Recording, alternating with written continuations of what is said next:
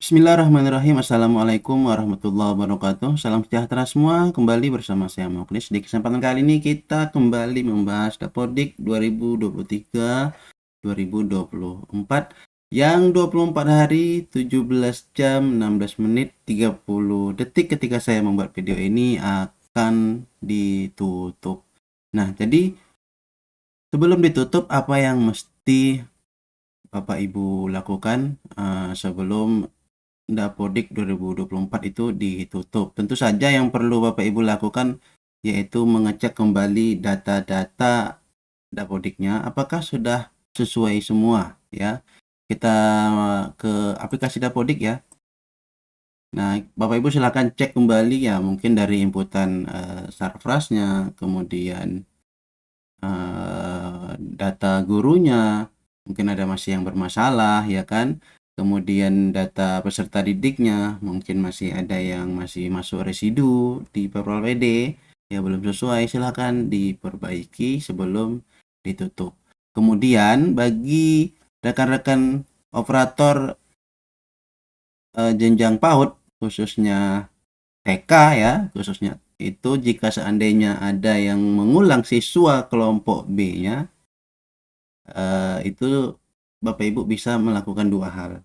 Yang pertama, ya udah biarkan saja ya, dibiarkan saja peserta didik yang rombel B itu, yang tingkat B itu tetap di tingkat B, tapi nanti ketika dia tahun depan masih sekolah di lembaga kita, maka kita harus menghubungi dinas untuk memasukkannya kembali ke lembaga kita, karena otomatis siswa yang ada di kelompok B ya, yang di tingkat pendidikan kelompok B itu otomatis nanti akan diluluskan oleh admin Dapodik ya. Jadi bukan kita yang meluluskan, tapi untuk TK, jenjang TK yang ke atas itu nanti yang meluluskan adalah admin Dapodik. Nah, ketika nanti ditutup aplikasi Dapodiknya, mereka akan meluluskan itu nanti. Jadi ketika kita registrasi nanti di aplikasi Dapodik versi 2025, kemungkinan itu namanya, maka siswa kita itu sudah otomatis lulus semua yang berada di tingkat akhir. Untuk TK di kelompok B, untuk SD kelas 6, untuk SMP kelas 9, dan untuk SMA kelas 12, untuk SMK kelas 12 ataupun kelas 13. Seperti itu ya. Nah, jadi kalau untuk yang operator ya, ini khusus untuk jenjang TK, jika tidak ingin mau ke dinas, mungkin urusan ke dinas itu susah ya. Mungkin jauh ya, jauh tempatnya, nggak repot, supaya nggak repot-repot, turunkan saja ke kelompok A ya. Keluarkan peserta didiknya, keluarkan dari anggota rombel kelompok B ini, kemudian masukkan ke kelompok A. Nah, nanti dia tidak akan ikut lulus seperti itu.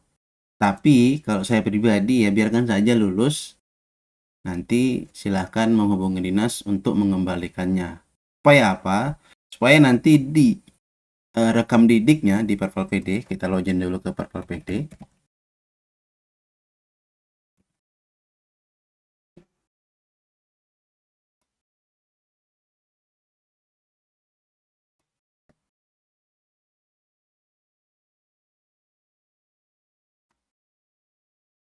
Kita ke peserta didik, kita pilih salah satu, kita klik bagian ini ya, di bagian lambang orang ini, klik di sini. Nah, supaya nanti di rekam didiknya ini, di bagian ini, itu dia tetap sesuai. Nah, seperti ini ya. Dia di tahun 2023 itu masih kelompok A, kemudian 2023-2024 dia masuk ke B, 2023-2024 genap yang saat ini itu di B. Nah, jika seandainya nanti dia mengulang, siswa ini mengulang, kemudian kita turunkan di kelompok A kemari ya, kita turunkan kemari, otomatis rekam didiknya rancu, pasti rancu ya, karena dia sudah masuk ke kelompok A di tahun 2020-2023, ganjil 2023-2024. Nah, ketika nanti karena kita turunkan kembali supaya tidak berhubungan dengan dinas, dia akan di 2023-2024 ini masuk ke sini, ke kelompok A. Jadi kan rancu ya. Tapi sebenarnya sih nggak masalah ya, nggak berpengaruh juga ke data-data yang lain. Hanya di bagian rekam didik ini saja kalau kita nanti lihat ini tidak beraturan jadinya. Nah, seperti itu ya. Jadi silahkan Bapak Ibu silahkan berkoordinasi dulu dengan kepala sekolahnya. Apakah dibiarkan saja lulus ya otomatis yang diluluskan nanti oleh admin Dapodik, atau kita turunkan ke kelompok A seperti itu. Nah, jadi silahkan dikoordinasikan saja ya, kembali ke kebijakan sekolah masing-masing. Terus apalagi yang mesti kita perhatikan ya untuk sebelum aplikasi Dapodik 2024.C ya atau 2024 tahun ajaran ini ditutup, mungkin ke pembelajaran juga ya, mungkin bagi rekan-rekan operator ada guru sertifikasinya yang belum valid ya, silahkan dicek kembali data-datanya ya, koordinasi juga dengan gurunya apa yang menjadi masalah ya sehingga tidak valid. Ya biasanya ya yang sering saya temui di bagian pembelajaran itu membuat guru tersebut tidak valid. Di sini jenis mata pelajarannya itu bukan mapel wajib ya, tapi mapel tambahan. Misalkan ini mapel tambahan.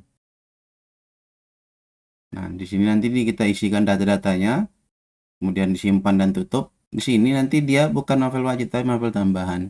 Nah, mapel tambahan di Dapodik itu tidak dihitung ya, tidak dihitung jamnya, sehingga guru tersebut tidak mendapatkan 24 jam.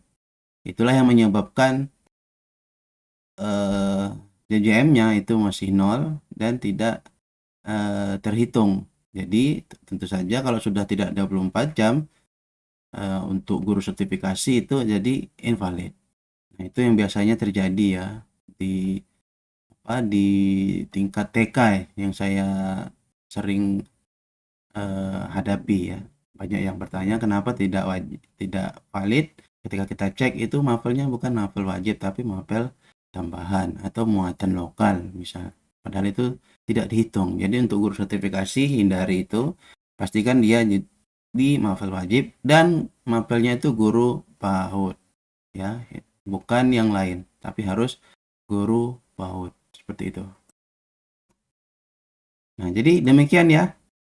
Sebelum ditutup sekali lagi silahkan periksa data-datanya, ada waktu selama 24 hari lagi ya, silahkan diperiksa data-datanya mulai dari sekolah ya, data sekolah, kemudian Sarfras, GTK, kemudian data peserta didiknya, kemudian di bagian rombongan belajar untuk siswa-siswa yang mungkin nanti mengulang apa yang mesti dilakukan. Apakah opsi A membiarkan saja diluluskan oleh admin Dapodik, nanti kita menghubungi dinas untuk mengembalikannya nanti di tahun depan supaya di bagian rekam didiknya tidak rancu ya, tidak beraturan, atau kita turunkan ke kelompok A karena mungkin nanti ke dinas itu susah, mungkin dikarenakan jarak yang jauh atau urusannya yang lain-lain itu belum sempat ke dinas sehingga nanti susah urusannya, silahkan diturunkan ke kelompok A. Jadi kembali ke kebijakan masing-masing ya.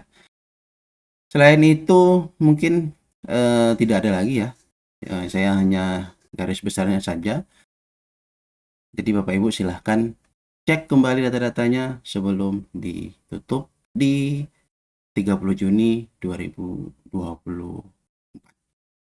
Oke, demikian. Semoga video ini bermanfaat. Lebih kurang saya mohon maaf. Jika ada yang ingin ditanyakan, silakan tinggalkan di kolom komentar. Jika tahu, saya akan jawab. Jika tidak, pasti kita akan diskusi bersama di kolom komentar. Bila taufiq wal hidayah, wassalamualaikum warahmatullahi wabarakatuh.